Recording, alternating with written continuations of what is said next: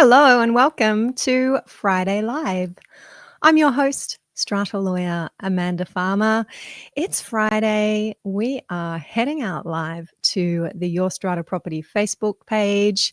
Hello to all of our friends on LinkedIn as well, and those who are tuning in via YouTube. You are all welcome. You are all in the right place. It's that time of the week. Great to be here with you. Good to be settled back in my home studio. I have been doing a little bit of travel the last couple of weeks. Some of you may have seen some of my snaps, some of my happy snaps from my hiking trip to the beautiful Carnarvon Ranges. Some of you had messaged me saying, Amanda, you're going to have a great time. It's gorgeous. It's such a glorious part of the world. Yes, you are right. I did have a fantastic time. And ain't it beautiful? I mean, it's just like entering another universe. And I'm so lucky, so privileged to have had that time away. And I'm back, ready and raring to go, and straight back into Strata land. I'll tell you about what I was doing on Monday, which was the day after I returned from my trip. Have come back to my son, who's been a little bit unwell. He's caught the lurgy that everybody is suffering from, and he has passed it on to me in the last couple of days. So I've got my tea here, hydrated. I apologize if we have to stop and have a bit of a sip and have a bit of a coughing fit, but we're going to do our best to get through today. I'm also coming off the back of a few hours online teaching some CPD education for in a private online session with a strata manager today. So I'm at the end. I'm at the end of a long day in front of this screen, but I'm really looking forward to getting stuck into today's main event being a case, reasonably new case that I teased to you in my email announcement this afternoon. We are going to be talking about the removal of strata committee members from their positions under the New South Wales Legislation Tribunal. Yes, does have the power to remove strata committee members. It's something that we've talked about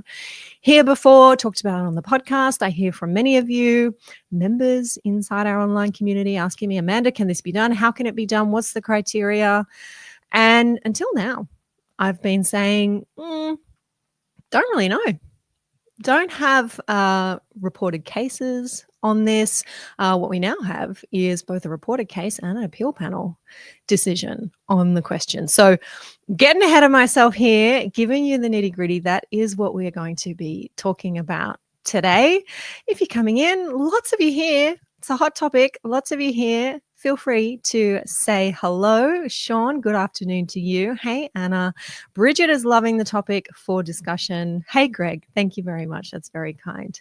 I let you know that off the back of my hiking trip that I came home from on the weekend, the next day, Monday, 28th of July, I was in town in the Big Smoke, Surrey Hills, actually, in Sydney, attending New South Wales Fair Trading's very first Strata Business Leaders Forum. Now, this is something new that Fair Trading is doing. Our Strata and Property Services Commissioner, Angus Aberdeen, leading this one together with the Commissioner for Fair Trading, Natasha Mann, was also present, and our Minister for Fair Trading coming in via pre-recorded message. This has all been organised for strata business leaders, that is licensees in charge, class 1 agents who are leading or who own strata management businesses. It's now a requirement in this CPD year for our New South Wales class 1 strata managers to spend at least 5 hours attending a Fair Trading accredited event. The only events that are accredited at the moment by Fair Trading are these business leader forums. So this was an opportunity for New South Wales class 1 strata managers to turn up, spend a few hours learning from some industry players and also Fair Trading directly about their fiduciary obligations, about Fair Trading's enforcement steps that it's taking at the moment, the random spot checks that Fair Trading is doing in strata management businesses, really ramping that up. The Strata Commissioner was very, very clear about that, talking about the future of the law reform, what we can expect on the horizon with our next tranche of reforms and beyond. even beyond this year's reforms, what it is that might be coming, more reform for New South Wales. And that is indeed what I was invited to attend the event and speak about. I sat on a panel together with my friend Michael Tees. We were invited to talk about Strata committee training, to also address the topic of standard form strata management contracts. And also there are some more changes about EV charging coming up, we were told at this event. So I'm going to touch on each one of those in just a sec, but I do want to say how lovely it was to see many of you Strata managers who tune in here to Friday Live and who are members in our community. So nice to see your faces, and so nice for so many of you who I haven't met before to come up to me and say, Amanda, you introduced yourself, you let me know that you're a member or that you tune into the podcast or tune into Friday Live. And it was lovely to be able to finally meet you. When you do work like this, where it's my face going out to you and my voice going out to you regularly, you get a lot of this. I don't get a lot of that coming back, and it's so wonderful to know that you're there and how much you're enjoying the content. And there's many of you who I saw that you were there, or I saw your name in the online question form that people were submitting, and I didn't get a chance to say hello. So I'm sorry that I missed you. But it was really good. I don't do a lot of in-person events. Don't attend a lot of in-person events anymore. So this one was an exception, and I'm glad that I made that exception to catch up with many of you. So let me know if you were there. What did you think of the forum? Some interesting opinions shared, some interesting questions asked, and I think we got a pretty good sense of the temperature of our Strata managers at the moment and what kinds of things are important to them, particularly if you were reading those online questions that were coming through to Fair Trading, some of which were answered, some of which we hope might be answered in the future. Okay. Hey, Jen, how you doing? Sachit, I'm not sure if I'm pronouncing that correctly, saying you spoke to the Department of Fair Trading this week on this very matter, and I was advised to get legal advice. Oh, there you go. Well, Sachit, legal advice is not what I'm giving here today, but I am hopeful you will find this discussion of how a tribunal and when and why a tribunal would remove a committee member from their position. I'm hoping you will find it very informative, very illustrative. You're not the only one. There's another couple of people in my inbox actually who said to me, Amanda, I'm so glad that you are talking about this today. I think somebody said I'm in the tribunal right now with an applicant seeking an order against me, trying to remove me as a committee member. So I'm really interested to hear what you have to say. Hey, Anna. Hey, Luke. Happy Friday to you, Shana. Luke saying it was definitely an interesting session on Monday. No great surprises. Good to get clarity on the timing for the next batch of changes. Yeah, so I do want to talk about that. There's no secrets around this at all. I mentioned that Michael Tees and I were asked to speak about Strata committee training in the course of the room, hearing about Strata committee training and hearing from Fair Trading on that. It was made clear that the law that mandates committee training for all committee members is not going to commence until next year. Okay, so we were told that this would be part of the new round of reform that would happen later this year. We're now told that, yes, there are going to be those phase 2 reforms are going to come in this year, but they're not going to include the Strata committee training. That is something that the government is doing some they say more consultation on. I call it consultation because I'm not sure that there was any consultation done before the law was made, or at least not the type of consultation that I believe should have been done to work out exactly what training is required and how it's all going to play out. Government has done a bit of a survey, and Strata Commissioner did say that their survey results are fairly consistent with the survey results that I produced earlier this year when I surveyed 745 Strata committee members in New South Wales, getting their views, your views, on what it is you want to see from a Strata committee training program. If you haven't yet accessed my free special report with the results of that survey and my recommendations coming from what you have told me you want from Strata committee training, you can still access that special report.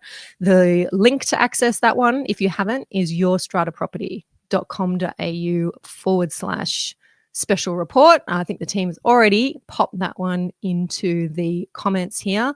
But it was encouraging to hear our Strata Commissioner, Angus Aberdeen, say that the results that they're coming up with in their surveys that they have done are consistent with what we have reported. And I certainly shared my data there with Fair Trading. But there is more consultation coming. Fair Trading talking to stakeholders, owners, I hope, committee members, strata managers, others like me about what exactly this training should look like. I believe that's going to be happening for the second half of the year, with the idea that the law, which has been made, just hasn't started, the law that requires committee members to do the mandatory training due to start next year rather than rushing that one through this year. That might change, but that is what the room was told at the Strata Business Leaders Forum on Monday.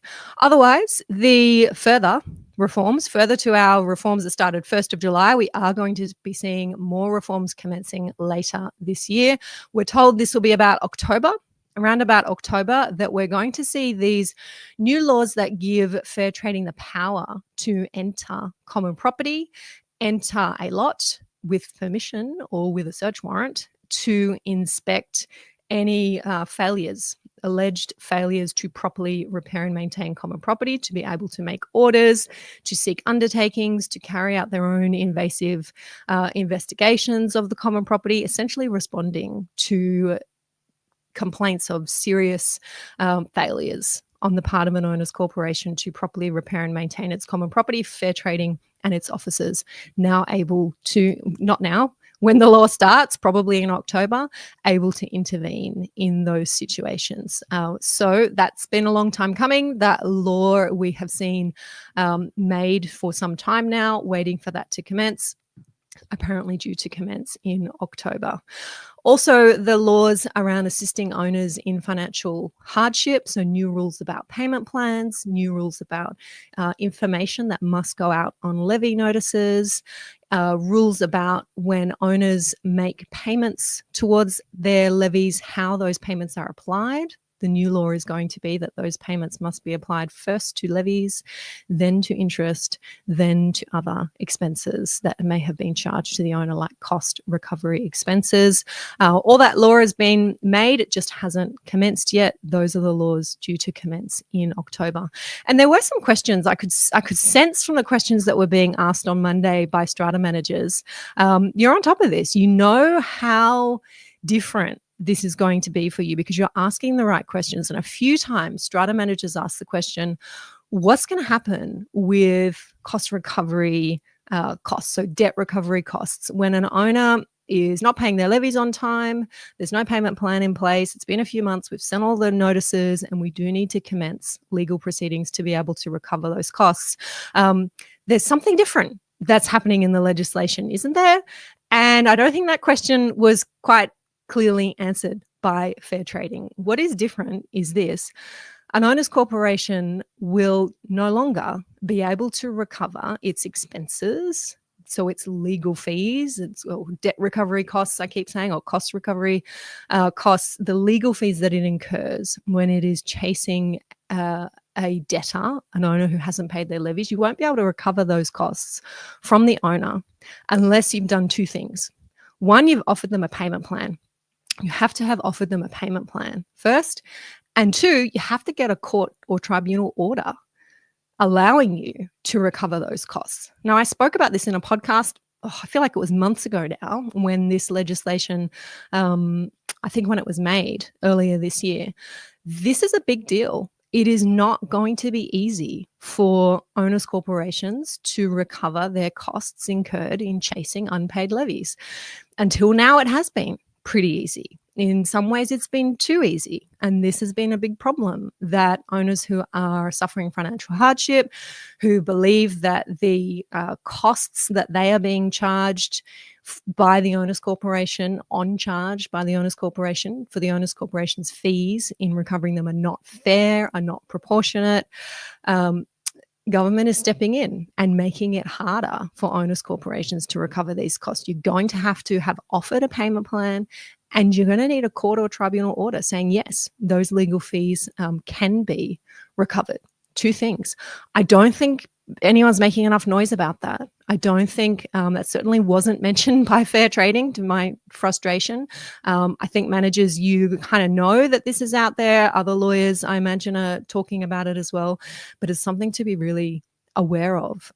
So we're going to have to be offering. I don't do this work. I don't do any debt recovery work in my legal practice, but hopefully those lawyers who do, and there are a number out there who specialize in this work, are prepping you, strata managers, to be able to remind your owners corporations of these requirements. And really offering that payment plan is going to have to be essential if you want to have a chance down the track, and it may be well down the track. When a payment plan is not complied with, then you sue for the levies to be able to recover some of your out-of-pocket expenses.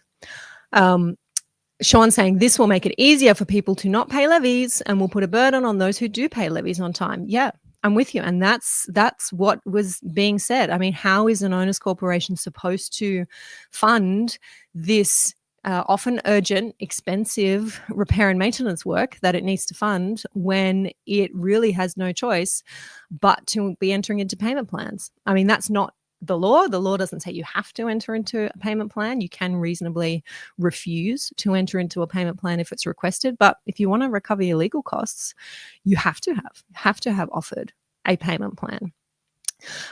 Chu saying only recovering legal costs. Yeah, so the words aren't legal costs. It's the owners corporation's expenses incurred in the debt recovery process. So strata management costs as well would be included in that, but usually the bulk of it, most of the costs incurred when you're chasing down debts are lawyers' costs. That includes court costs and filing fees once you're in the court as well. So that is what I wanted to update you on, arising out of the Strata Business Leaders Forum. So that second tranche of reform coming through, we are told, around October this year, looking like it's not going to include the committee training, more consultation to be done before the curriculum and the model for the committee training is settled. It was certainly relayed by Fair Trading that they're looking at a program where there will be a mandatory module for committee members to complete that is delivered by Fair Trading, probably an online format. Fairly straightforward, I think, for committee members to complete at least part of their training and then be allowing committee members to access private service providers, private education providers, to complete the other part of their committee training. So quite similar, it was said on Monday, to the way that strata managers complete their CPD. There will be some approved providers of strata committee education, and committee members will be able to choose who they go to do that part of their education. But certainly part of the education to be done directly through New South Wales government or New South Wales Fair Trading as well. And it might be that this is a model that rolls out and ramps up over a few years. So there might be a version A that comes out last year to get everybody warmed up and used to the idea of doing committee training. And then that training might ramp up over the next couple of years, requiring some more training to be done. So it's still a little bit fuzzy, still a little bit vague. I was certainly encouraged by the fact that it's proposed that it would be a similar setup to the CPD training. I am an approved provider of CPD training. I would absolutely love to be an approved provider for strata committee training as well. So if that opportunity is available, you can bet that I will be there first in line to assist you with that training. So keep updating you on that one. It was great to get that information there on Monday. Okay. I'm just going to have my sip of tea. It's a lot of talking. As I said, I'm just fighting a bit of a sore throat that my son has given me after returning from being away. And I think now is a good time to jump into our case for today. Cases. It's actually two cases, one decided by a single tribunal member last year.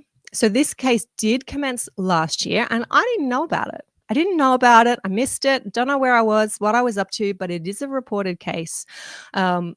First came out last year. It has only come to my attention within the last couple of months because the appeal panel has had a look at it as well. So there was a couple of parties who were unhappy about the result in the tribunal, then appealed the case, and the appeal panel has come out with its decision in the last couple of months. I think it was a May decision.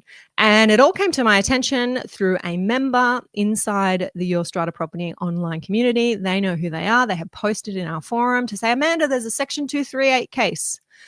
And when we know that Section 238 means the removal of a committee member, we know that that is exciting and it's something to go and have a look at. So I flagged that one, and today's been my first opportunity to share this with you. So that's what we're going to do. I am regularly asked, and I'm going to say increasingly asked, is it possible to remove our committee members from their position? Short answer is yes. You can propose a motion at a general meeting to vacate the position or the office of a committee member. Ordinary resolution to be passed. No reasons need to be given. Committee member doesn't have to have necessarily done anything wrong. If the majority of owners present and voting at that meeting want to vacate the committee member's position, they can vote to do so. They don't need to explain why. That option is there available for our owners. And the tribunal can also make an order vacating the position of a committee member. And I've said that until now, I haven't been aware of any reported cases where the tribunal has actually made this order. That is not to say that there haven't been cases. There haven't been cases that are unreported, that my colleagues haven't been involved in cases. I certainly hadn't been involved in a case where a Section 238 order was even sought, I think, and haven't been involved in a case where one was successfully made. So this is what I'm going to go out there and say, as far as I can find, and I did a little bit more research on this afternoon to check I haven't missed anything. So far as I can find, the first reported case that we have coming out of our tribunal with a very clear order removing a committee member from their position. And I can give you the spoiler. The spoiler is that the appeal panel has confirmed that that order was correct, that there was no error of law made by the tribunal, and that committee member, the appeal panel confirmed, shall remain removed from their position. Appeal panel did change something else about the decision, which we're going to get to, but otherwise confirmed that that first instance decision was correct. So where do we start when we're talking about removing a committee member from their position? Well, when we're talking about the tribunal making an order to remove a committee member from their position, we start with the Strata Schemes Management Act, Section 238. And I'm not sure if I've clicked the right button here. Yes, I have, by chance. I'll try and make that one a little bit bigger for you and slide this over. There we go. So this is Section 238 in our New South Wales legislation. The tribunal may, on its own motion or on application by an interested person. So this is interesting. The tribunal doesn't even need an owner, who would be, by the way, an interested person is an owner, doesn't even need an owner to ask it to make this order. If the tribunal is dealing with a case where they think committee members have behaved badly, the tribunal can make its own decision to remove a committee member. That's what on its own motion means. That's pretty rare in our legislation, that the tribunal can do things it hasn't been officially asked to do, but it's here in Section 238. It can make an order removing a person from a strata committee, an order prohibiting a strata committee from determining a specified matter and requiring the matter to be determined by resolution of the owners' corporation, or can make an order removing one or more of the officers of the owners corporation from office and from the Strata Committee. So they're the three things that the tribunal can do under Section 238. It, of course, begs the question, in what circumstances, when, why would a tribunal make one of those orders? That's where we look to subsection 2. Without limiting the grounds on which the tribunal may order the removal from office of a person, the tribunal may remove a person if it is satisfied that that person has A, failed to comply with this act or the regulations or the bylaws, or has failed to exercise due care and diligence, or engaged in serious misconduct while holding office. So they're the two things, two reasons why the tribunal may, and that word is important, may, it's discretionary, even if the tribunal finds that there's a failure to comply with the act or the bylaws or a failure to exercise due care and diligence, tribunal can still exercise their discretion not to remove someone from the committee. But they're the two things that the tribunal will be looking at, but they're not the only things the tribunal can look at. Why? Because this section says without limiting the grounds. So this is kind of an example. This is the legislature saying, well, these are the things we think the tribunal should turn their mind to, but the tribunal may decide that there are other relevant things that the committee member has or hasn't done. They're not necessarily breaches of the act, the bylaws. They don't necessarily fall into these categories. But if there's another reason why the tribunal thinks this committee member needs to go, then they can make that order because they're not limited by these grounds. I mean, it's kind of hard to think what it is that a committee member could do that's so bad that doesn't fall into these categories of a failure to exercise due care and diligence or serious misconduct. I think you're going to find that most allegations that are made against committee members are going to fall into those categories, but the option is there for the tribunal to think a little bit more broadly.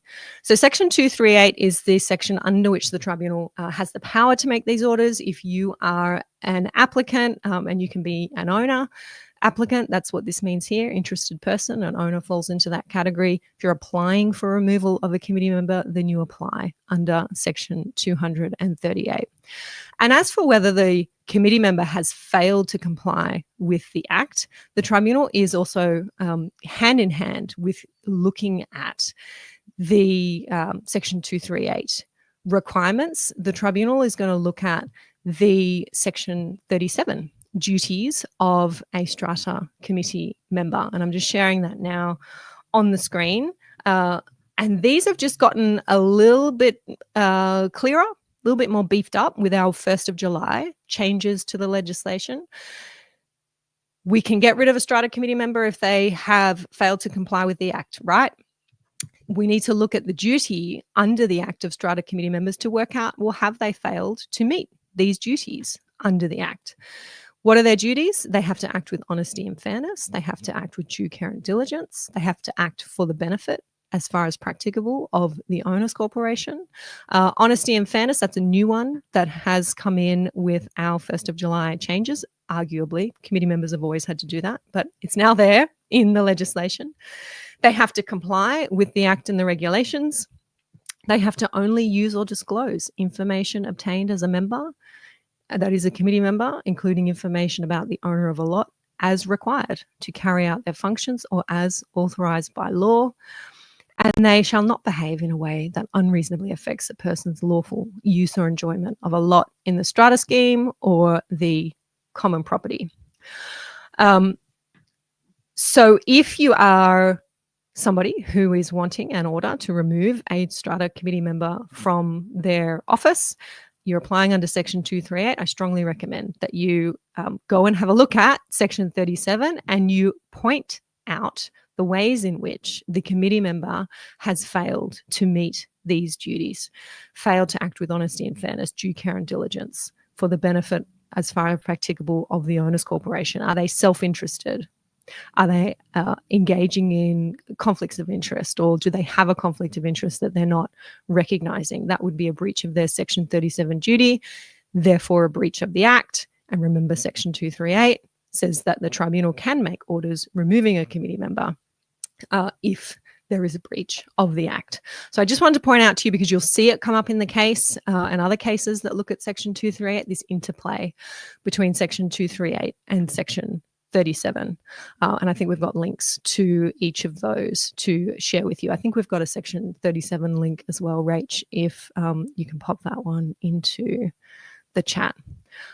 Sorry, no, I don't have it in the sheet. If you can dig that one out for me, Rach, who's helping me out in the background, we'd appreciate that, and we'll get that one into the chat.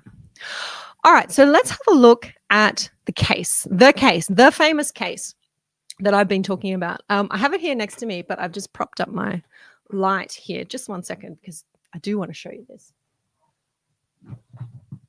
I've said there's two cases, right? I said there was a first instance decision, so a decision of a single member of the tribunal, which was last year, which I didn't pick up, didn't know about until this very clever member very clever member helpfully pointed it out to me, pointed the appeal decision out to me. And then I found the first instance decision, which is, it's hard to see. Can you hear that? It's hard to see on the screen. It's only 500 paragraphs. It's a huge decision for our tribunal. It's 107 pages on my printout here. I sat in front of the fire and read it last night, and my son walked past and said, "Mum, you've been reading that for ages. What are you doing? What are you doing? It's time to go to bed." I said, "I'm reading a case," and it's very long, almost 500 paragraphs.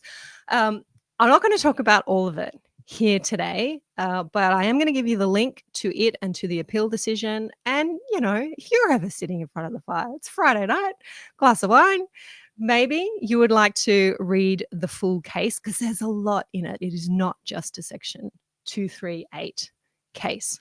What I'm going to share with you now is my summary of this case. And I'm not going to say more until I pull this one up on the screen. Oh, it was there. It was there a moment ago. Just one sec. Got it. Yeah. Okay. So the case is Silberstein and the owners of Strata Plan 55468 and others. First instance decision before the appeal was in 2024. The decision came down in November 2024. What I have for you here on the screen is not this case. It's not the 500 paragraphs. You know, sometimes when we summarize cases here for you and I have the case and we go through each paragraph and I highlight the paragraphs for you, I'm not going to do that with 107 pages and 500 paragraphs. So what I've done is my own summary here of the case with a focus on what I wanted to talk about today. I'm going to acknowledge straight up that this is very left-brained. This is very left-brain lawyer. Yeah, no apologies made. Those of you who are left brain like me, very logical language based here. Nothing too exciting about this summary, but with limited time and not a lot of energy battling my sore throat here today, this is the best I was able to do for you.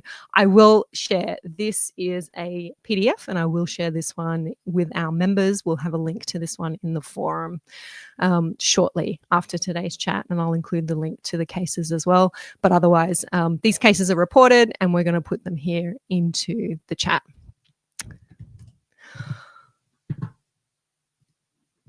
Okay. What happened in this case, or maybe we'll start here with who was involved in this case. The applicant is a lot owner, Jessica Silberstein, and she brought proceedings against her owners corporation, also against members of the Strata Committee, two Michaels, Michael Adamo and Michael Engelbert, William O'Brien, Terence Gagan, brought proceedings against Strata Choice, also brought proceedings against the building manager. The case concerned her penthouse apartment in Elizabeth Street, Sydney. It's a building that I am familiar with, and I have not, to my knowledge, ever acted for this building, but I have interacted with a few owners in this building. She owned the unit. The unit was affected by water ingress from common property balconies, forcing her and her family, including her husband, who uses a wheelchair, and that does become relevant, to vacate the property and seek alternative accommodation for an almost 2-year period. I'll just see if I can make that a little bit bigger there for you. She claimed that the owners corporation had failed to properly maintain and repair the common property, breach of Section 106, and she sought damages against the owners corporation, the Strata committee members, the Strata managing agent, and the building manager. Now, that in itself, some of you who are tuning in, that might prick up your ears. She sought damages against the Strata manager, the building manager, and the committee members, and the owners corporation. Yes, that is how we ended up with a 107-page decision. And it's not all that hard to read. It's just long. But I do recommend, even for the repair and maintenance argument, which is not what we're talking about in detail today, but even for that argument, which is very interesting, do go over and have a read of that. I will let you know how each of the claims turned out, but I'm just going to touch on that briefly. Definitely worth a read. She also sought the removal of Strata committee members from their positions and an order restraining them from resuming those positions. So the tribunal was looking at whether the owners corporation breached its duty under Section 106 to properly maintain and repair the common property, whether the owners corporation had to pay damages for the lot owners' reasonably foreseeable losses, whether the committee members were personally liable in negligence, whether the Strata manager and the building manager owed a duty of care to the lot owner. Okay, this is really fascinating. She was claiming that the Strata manager and the building manager owed her individually a duty of care as a lot owner. Interesting question. And whether the Strata committee members should be removed for failing to act with due care and diligence. So the short story is that the tribunal found, yes, the owners corporation did breach its strict duty to maintain and repair common property balconies. The evidence was pretty clear that the owners corporation knew from April 2021 that it had obligations under Section 106, but it took about 26 months to complete the necessary repairs. So it did breach its Section 106 duty. The owners corporation was ordered to carry out rectification work. There was a little bit of debate between the parties about exactly what that scope of work was. Part of the owners expert evidence was accepted. Part of the owners corporation's expert evidence was accepted. And ultimately, the owner was awarded $316,000 in damages. So that was comprised of some $22,000 for some work that she'd already had to do herself inside her property and paid for. The bulk of it was temporary accommodation costs. So she lived in this penthouse unit with her family, including her husband, and they had moved out to a couple of different places over that period and claimed their temporary accommodation costs. There was also, check that out, just a lump sum awarded for loss of amenity. I haven't seen that before. But this was a sum that the tribunal, there's a bit of discussion about this in the decision. I think originally a larger sum was claimed, about $70,000 was claimed. And this is essentially like an inconvenience amount for being out of your home, for not having the convenience, the comfort, the amenity of your home. It's a nominal amount. And that comes through in the cases.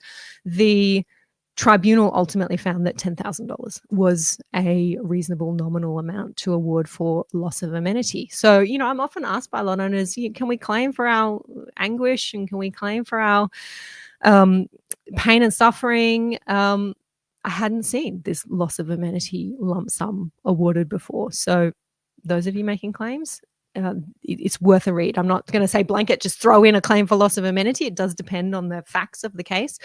But this case would be good authority for claiming that kind of amount, that kind of head of damage. So the tribunal, there were some other claims that were made. Wheelchair accessible car hire costs for the owner's husband, close to $100,000. Tribunal said, no, they weren't your costs, owner, Mrs. Silberstein. You're the owner of the lot. We can only compensate you for your losses, your damages. Those were your husband's losses. So we're not going to compensate you. The idea was that they had moved to another property. Husband had to go to work each day to go to his job in the city, and where he would otherwise be able to get to that job easily because he lived in the city, no longer living in the city, need to get a car. It cost $100,000. That was not a loss of the owner, it was a loss of her husband, so not able to claim that. Utility fees, tried to claim internet costs, water costs, electricity costs. I thought that was a bit weird because obviously those are costs you would have to pay anyway if you were still living in your home. It's not as if that's an additional cost. And when you're not living in your home, you're not paying that. Tribunal agreed with that logic and said, no, you don't get reimbursed for costs that you would, that you're otherwise not paying and that you have to pay regardless. Owner also sought aggravated damages. And tribunal said, no, you can't claim aggravated damages under Section 106 of the Strata Schemes Management Act. So you can claim damages for loss of amenity, but you can't go so far as to claim aggravated damages. So only certain types of damages allowed under our Section 106.5. This case is really, really worth a read for that, to gather that understanding. Getting to the crux of what we want to focus on today, the personal liability of Strata committee members. The tribunal found that under Section 260 of the Strata Schemes Management Act, Strata committee members will not be personally liable if they were acting in good faith. Some of you will be familiar with this. That's the section that says Strata committee members are essentially protected by the owners corporation. The owners corporation, the liability attaches to the owners corporation instead, as long as the Strata committee members were acting in good faith.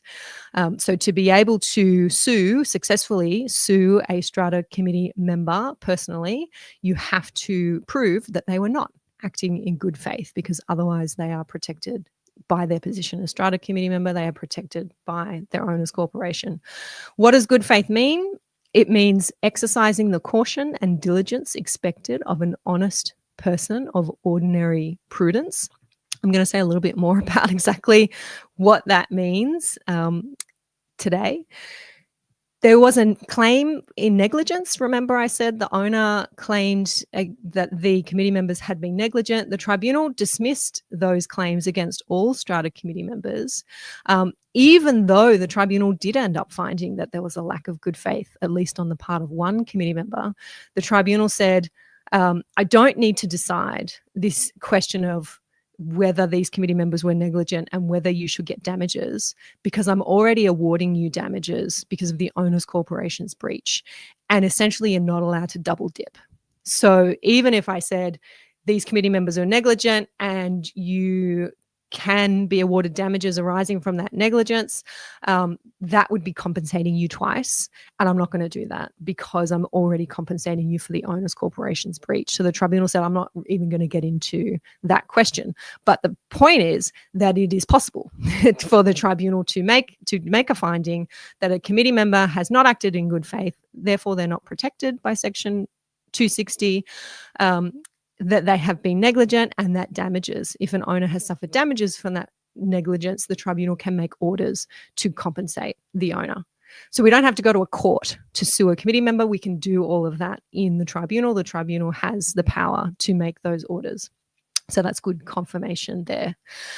This very interesting question about whether the strata manager and the building manager owed a duty of care to the individual lot owner, that answer was no.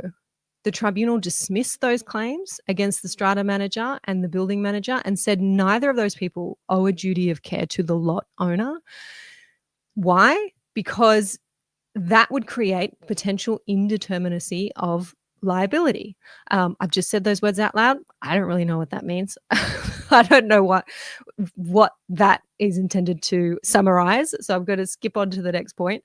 That would be incongruous with their contractual obligations to the owners corporation. So what that means is that the strata manager has a duty to the owners corporation. They have to do certain things under their contract with the owners corporation. And that might mean that they can't do something for a lot owner. So that's the third point there. That could place them in a position of conflicting obligations. This question only came up in our forum 2 days ago. I think there was an owner who was saying, why, if I report to the strata manager that common property has been damaged, for example, and it's blatantly, this needs to be fixed, something needs to be done. Owners corporation has a duty to fix this part of the common property, and I'm a lot owner. I'm not a committee member. I'm a lot owner, and I report it to the strata manager. Shouldn't the strata manager just action that? shouldn't the strata manager just get it done? And I was having a back and forth with this owner and saying, no, the strata manager does not act for you. The strata manager does not take instructions from you. And it's actually really important that the strata manager doesn't act on the say-so of a particular lot owner. And because the strata manager owes duties to the owners corporation, and the owners corporation acts through its strata committee. And you can see where a strata manager could end up in a really sticky situation where it's being told one thing by a lot owner, one thing by the committee, and they're two different things because those people have conflicting interests. So the tribunal approach to this was to say the strata manager does not owe a duty of care to a lot owner. A building manager does not owe a duty of care to a lot owner. They owe those duties to the owners corporation. So I thought that was a really nice encapsulation of that. Anna is helping me out with indeterminacy of liability in the context of negligence law refers to the concern that imposing a duty of care could lead to an expensive and unpredictable scope of liability, potentially impacting an indeterminate number of people for an indeterminate amount of time. Yes. And I remember this now. Thank you, Anna. That's very helpful. I remember this now being discussed in the case. Imagine if you've got a building of 400 people and you have a strata manager that apparently owes a duty of care to each and every one of those people, as well as to the owners corporation. Yes, then you're going to end up with that indeterminacy of liability point. Thank you for pointing that one out. Yes, thanks, David. I see your comment there as well. Thank you. Okay, so any strata manager who was kind of feeling a bit nervous going, oh, well, do I have to act on this lot owner say so? Do I owe a duty to individual lot owners? No. And this is the case that you can rely on as authority for that point. Your duty is to the owners corporation. I think you kind of know that instinctively. But owners, it's really important for you to understand that as well. Strata manager is not your dude. Strata manager is the dude for the owners corporation, acting on the instruction of the strata committee. So what happened with the removal of the strata committee members? Well, one strata committee member was removed from the committee and restrained from acting as an office holder or committee member for a year, as he apparently failed to act in good faith. The tribunal did not remove two other committee members against which the owner sought orders, finding that the criticisms of them did not rise to the level of serious misconduct. Now, there is one thing that this Mr. Adamo committee member did that caused the tribunal to find that he was not acting in good faith. There was one thing that he did. He sent an email that said certain things. And I can already tell from the time we're going to run over time today, but I'm going to show you the crux of, not all of that email is in the decision. I'm going to show you the crux of that email because that is a little bit surprising to me. I got to say, I can see why the decision was appealed. A bit surprising to me that it was that one email that was his undoing. And the reason why the tribunal found that he did not act in good faith and he had to be removed from his position. I will get to that email. You'll notice here that the tribunal also said that he was restrained from acting as an office holder or committee member for 1 year. We're going to come back to that in the appeal decision. So what came out of this first instance decision? We've got this strict obligation, as we're all very familiar with, to repair and maintain the common property. We need to be looking at damages as a reasonably foreseeable loss. Temporary accommodation costs are a reasonably foreseeable loss. And that is quite an easy one to claim in the tribunal. Something like, my non-owner husband's hire car for his wheelchair. Not only is that not a loss suffered by the lot owner, but it may not also be a reasonably foreseeable loss. Strata committee members are protected from personal liability if they act in good faith. Compelling circumstances are required to justify removal of strata committee members. And the tribunal member goes into some past cases where Section 238 applications were made and were not successful, and talks about the reason why they were not successful, because there was no serious misconduct. There were no compelling circumstances to justify the removal of a committee member. I'm going to summarize for you at the end of this case discussion what those principles are and what it is that you need to be able to prove according to this authority to have a chance of successfully removing a committee member from their position.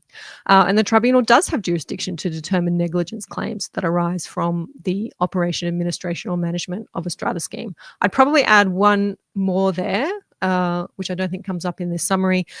Strata managers and building managers do not owe a duty of care to individual lot owners. That's an important point. Okay. So I think we've got that first instance decision summarized. Those of you who are tuning in, I can see more eyes coming in. As I've said, this is my very left brain summary of the case here. Please forgive me for not being too creative with this one this afternoon. There was an appeal. Who appealed? The Owners Corporation appealed, and the committee member who was removed from his position, Mr. Adamo, he appealed as well. The Owners Corporation appealed because they thought that the damages for temporary accommodation should not have been awarded. Part of the damages for temporary accommodation should not have been awarded. They said that these damages should not have been awarded because for a period of time, the lot owner was renting her property. The property the lot owner was renting was owned by a related company. A company related to the lot owner. I'm not going to get into the background of that because ultimately the appeal panel said, no, we don't accept that there's any evidence that the lot owner benefited from, paying her own rent. We think this was an arm's length transaction. You haven't proved to us, Owners Corporation, that this company was sufficiently related to the lot owner, but that's what the Owners Corporation was trying to argue. They thought it was all a bit of a stitch up. Appeal panel said, no, I'm going to leave the damages award as is. The committee member appealed, because he didn't think that he should have been removed from his position. He didn't think that that high threshold of failure to comply with the act, failure to act to meet his duties, serious misconduct, he didn't think that that had been met. And also he said, tribunal, you don't have the power to ban me for a year. You don't have that power to do. You can remove me from office, but you can't ban me for a year. So on those grounds, that committee member appealed as well. So this is a summary of what the issues were on the appeal, as I've just said, including whether the tribunal made a mistake in removing him from the committee. And remember, I've said this removal was a removal solely based on one email. I'm going to show you that email. And whether the tribunal had the power to restrain him from acting as a committee member for a period of time. So the Owners Corporation's appeal was dismissed. The appeal panel said, no, the tribunal got it right. She was not acting unlawfully by, I didn't tell you about this bit, but residing in some of her unit while it was not subject to renovation work. I'm not going to get into that. But when the company that she was connected to, let's say, purchased the property, it didn't change the character of the rent such that it was not a reasonably foreseeable loss. So tribunal didn't like the Owners Corporation's argument to say that those damages need to be reduced. Now, the committee member who appealed his removal, leave to appeal his removal from the committee was refused. What that means is the appeal panel said the tribunal member below did not get the law wrong. Okay. When you're going to appeal, you have to show there's been an error of law. You have to show the appeal panel that the tribunal member applied the wrong law, didn't understand the law, misinterpreted the law. And unless you can show that, then you're not going to be successful in your appeal. If you need to argue that the tribunal member just got the facts wrong, didn't consider all of the evidence properly, made a decision they shouldn't have made based on the evidence, you need the permission of the appeal panel to appeal. And in this case, Mr. Adamo did not get that permission. Appeal panel looked at everything, said, I don't see anything wrong with the way that the tribunal addressed this Section 238 issue. Essentially, we think that he got it right. We're not going to give you leave to appeal. We're not going to disturb that part of the decision. However, the order restraining him from joining the committee for another 12 months, that part of the appeal was allowed, and the appeal panel says the tribunal lacked the power under any of these parts of the Act to restrain him from acting as a committee member or an office holder. So the tribunal cannot make an order dismissing a committee member, sacking a committee member, and then prevent them from sitting on the committee for a period of time. Tribunal can't make that order. And that's something that I have given that advice to owners who have come to me saying, Amanda, we want to seek a 238 order, but what's the point of seeking a 238 order if the committee member can just be voted back on at the next meeting? Can we ban this person for 10 years, for life? For life, I have been asked that. Can we ban this person for life? Short answer to that is no. Tribunal doesn't have that power, and this appeal panel decision is authority for that proposition. Tribunal doesn't have the power to ban. The way to get a committee member removed and so they can't stand again for the committee for a year is to remove them by ordinary resolution. If you do that, our New South Wales legislation says that they are removed for a period of 12 months. That's not the exact words, something like that. They can't stand again. I think, is it that they can't stand again for election? One of you will tell me, for a period of 12 months after the general meeting has removed them. But if the tribunal removes them, they can come back on to the committee.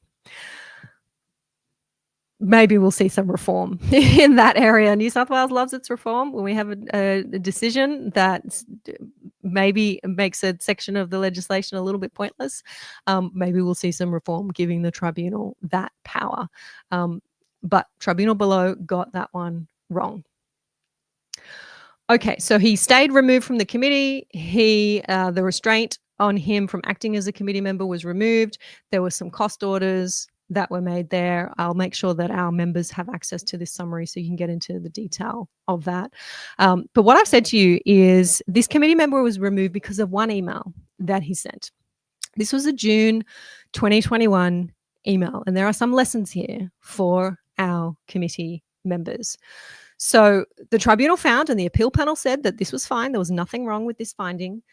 The recommendations that the committee member had made in this 24 June email were not acts done in good faith within Section 260 of the Strata Schemes Management Act. So that lack of good faith, that breach of the Act, opened him up to being removed under Section 238.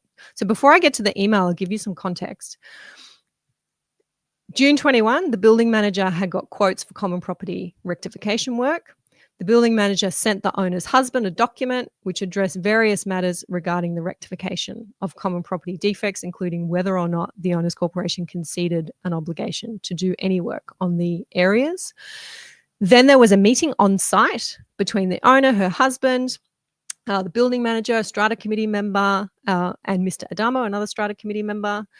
Then this email sent by Mr. Adamo followed that site meeting and was commenting about the site meeting. Essentially, it was a report to other Strata committee members. And you as committee members, me as a committee member, we're doing this all the time, right? We're reporting to other committee members. This is not the whole email. The whole email is in the first instance decision, but this is the appeal panel summary saying these were the main things in the email. So this is Mr. Adamo's words. He's talking about the site meeting that we had. The main sticking points were the west balcony, but mainly the outrageous accommodation and relocation claim, which he is fixated upon and will not entertain any opposition to.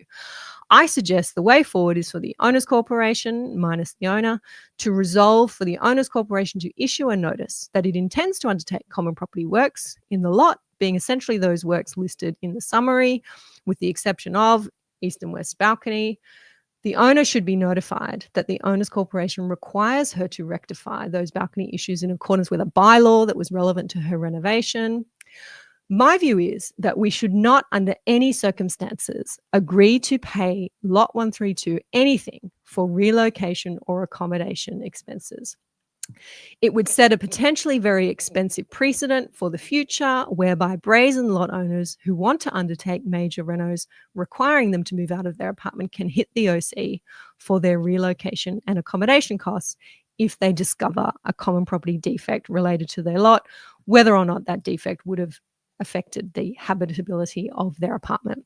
So you can see that part of this dispute was all centered around, did they really move out because the common property was defective, or did they move out because they'd gutted their place for a renovation? And it was only that during the course of gutting their place, they found out on this common property that this common property was defective, but the place was already gutted when they found it. So wouldn't they have had to move out anyway? So did the owners corporation really cause them their loss? So at this point, the committee member is probably having received some legal advice that, this is your best argument, Owners Corporation, is saying that we're not under any circumstances are we going to pay anything, because it would just encourage others to do the same, to gut their place and then to move out. And if there's a common property defect, to get us to cover the cost. That was the Owners Corporation's argument all the way through, that we didn't cause this loss. This was, for a number of reasons, a loss that was caused or at least contributed to by the lot owners. So he talks about there being a settlement agreement or a deed and keeping it quiet, but even then it might get out. Given the implications of a claim for relocation and accommodation, we have a duty on behalf of the owners to vigorously defend any such claim in any court proceedings that Lot 132 might bring. Even if he could somehow prove the common property defects made the apartment unlivable, the fact is they couldn't live in it anyway once the place was gutted for major renovations. Therefore, any damages for accommodation would be limited to the period before the apartment was gutted. So there was some acquiescence or acknowledgement or admission there that the Owners Corporation, maybe a week or two, they were responsible for. The lot owner's response, or Mr. Silverstein's response to me pointing out the causation problems with his accommodation claim, was to say something along the lines of pay your levies before you engage in these discussions, notwithstanding there were none to pay, and to threaten to sue me for trespass. This clearly indicates to me that he knows he doesn't have a leg to stand on in relation to that aspect of the claim, and resorted to personal attacks to deflect from the issues at hand, which he could not defend on the merits. Accordingly, I consider that aspect of the claim to be without legal merit and should not be settled to avoid an unnecessary precedent. Not the worst email that I've seen from a committee member, right? We've seen worse, haven't we?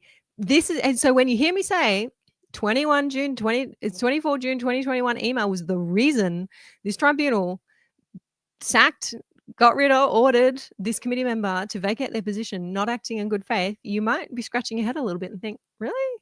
It was that? Okay, what was it about that email that the tribunal didn't like? So the tribunal had found that by June 21, the owner had long left the unit, was residing elsewhere at her cost. By that stage, some members of the committee and Mr. Adamo had been informed that water was getting into the membrane and into the unit. The building manager's opinion was that the Owners Corporation was liable. So he knew that there was a common property defect. He knew that the experts were saying Owners Corporation is responsible for fixing this problem.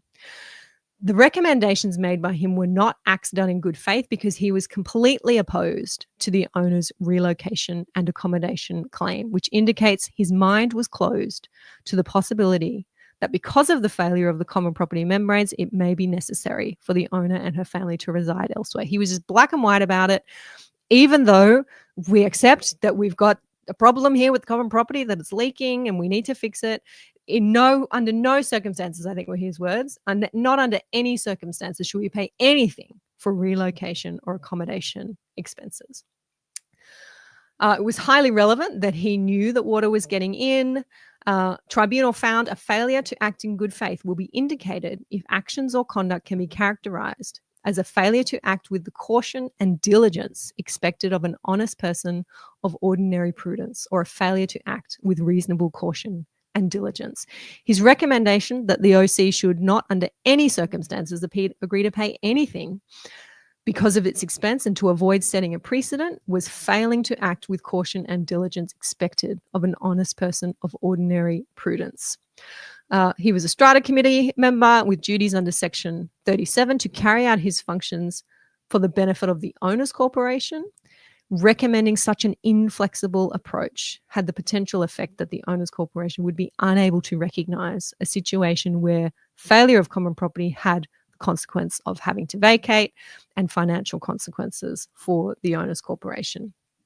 He had closed his eyes to there being any possible substance to the owner's claim rather than analysing it based on the relevant facts.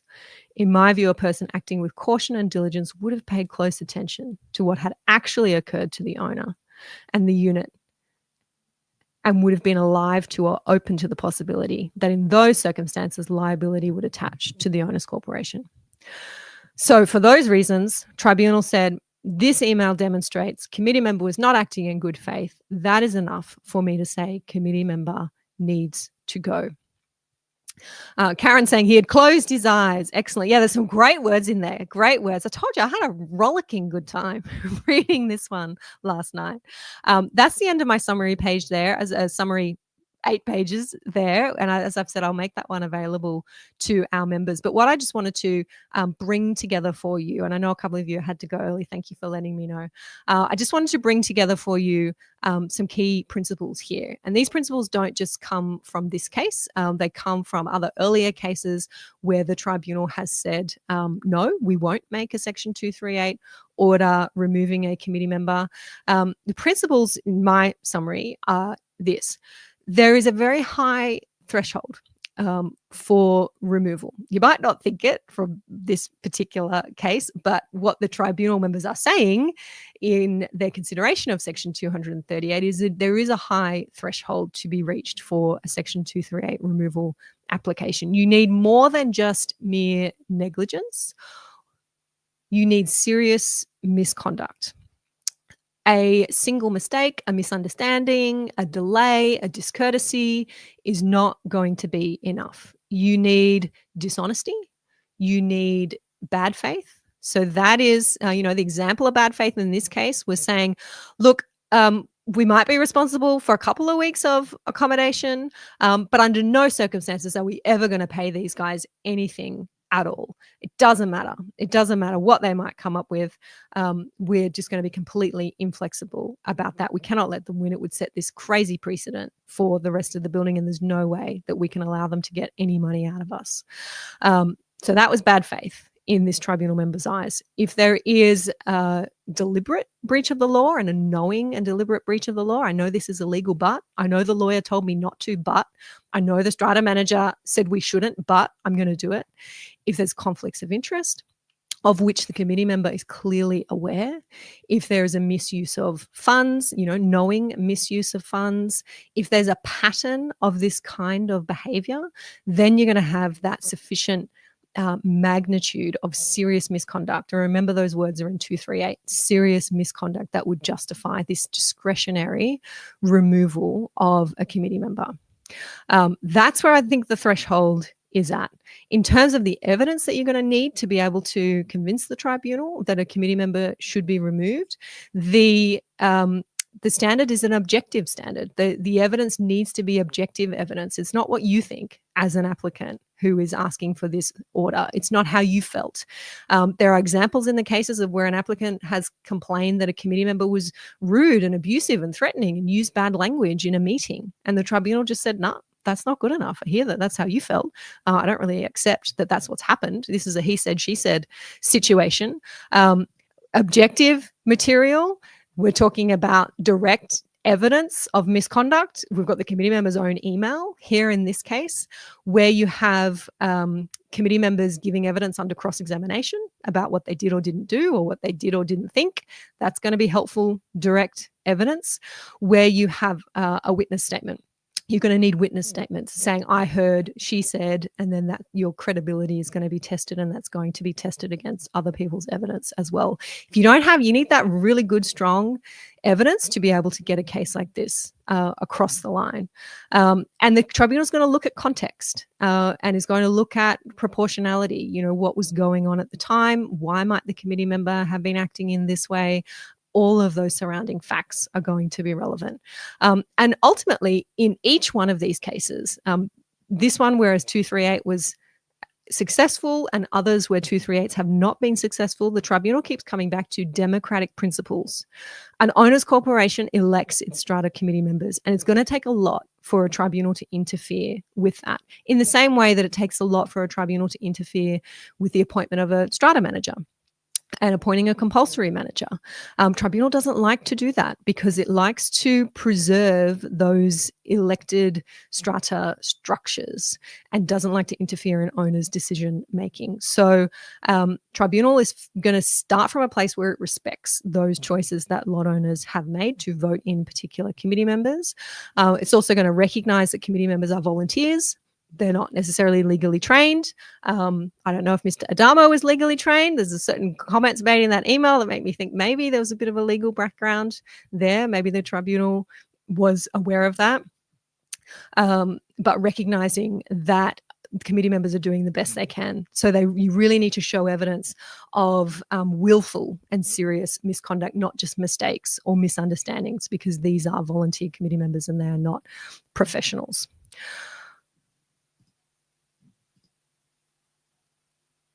And I think that's what I wanted to leave you with in terms of our general principles across this case and the other cases that I've had a look at in our Section 238 applications. There's been tons of comments being posted, here from what I can see. Thank you, those of you who are filling in some of the blanks where I questioned exactly the wording of the legislation.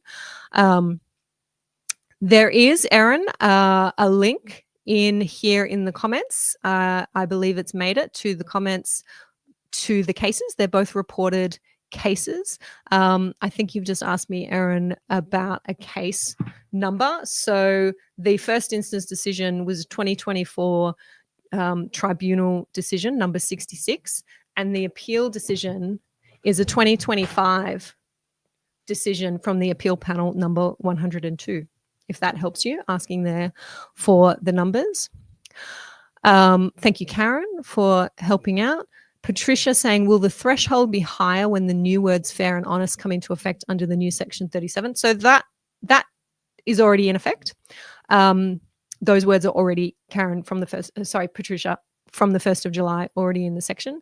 No, I think fair and honest has always been a requirement of a committee member, and that's what acting in good faith is all about, is about acting honestly and fairly. I just think it makes it easier for particularly unrepresented applicants, lot owners trying to prove bad faith, to, instead of having to jump through the legal loopholes of explaining what bad faith is, to be able to just point to Section 37 and saying they've been dishonest, they've been unfair, that's a breach of their Section 37 duty. It's going to make it easier to make that argument if you're not a legally trained person, I think is what we're going to see. Maureen, yes, I think it's been pointed out by a couple of others, this was not the first case brought to the tribunal by the Silbersteins.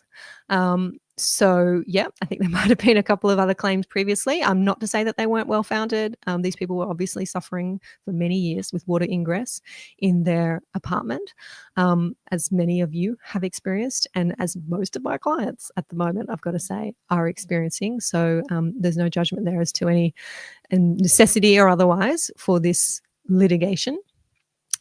Yes, Olivia, a committee member is obliged to abide by the bylaws of the Strata scheme, and if they are not, that may be grounds for their removal. That's in Section 238. Failure to comply with the Act, the regulations, or the bylaws. That could be grounds for their removal.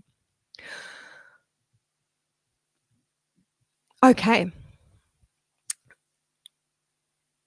Ray saying, I'm just a pleb, but I believe they're not above whatever rules have been made. They have to follow whatever, the same as everybody. Yep, so true. Okay, they're just the last few comments that I've picked up here. I've gone well over our usual time. As you can see, I got excited by this case. Please go and read it.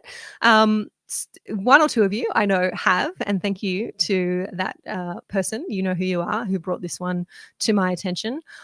This one's going to be tucked under my arm for a little while. There's some good stuff in here on our repair and maintenance duties, on the types of damages that we can claim in the tribunal, and absolutely on the duties, responsibilities, and exposure that our committee members have. Go and read that full email. Let me know. Have you sent an email like that in the past? Do you think that Mr. Adamo deserved to be removed from his committee position for sending that email? Tribunal and appeal panel have decided that, yeah, that was the correct decision to be made in that situation. Thank you for letting me be here today to share this with you. I'm hoping that this video, members get the transcript of this video, and this video will go into our members video library. It will become a great resource for those of you who are looking at making or indeed defending Section 238 applications. Have a fantastic weekend, everybody. I'm going to be resting this throat a little bit. I trust that you will be able to do the same, spend time with those who you enjoy spending time with. And I look forward to catching up with all of you next time we are here live. Thanks for joining me.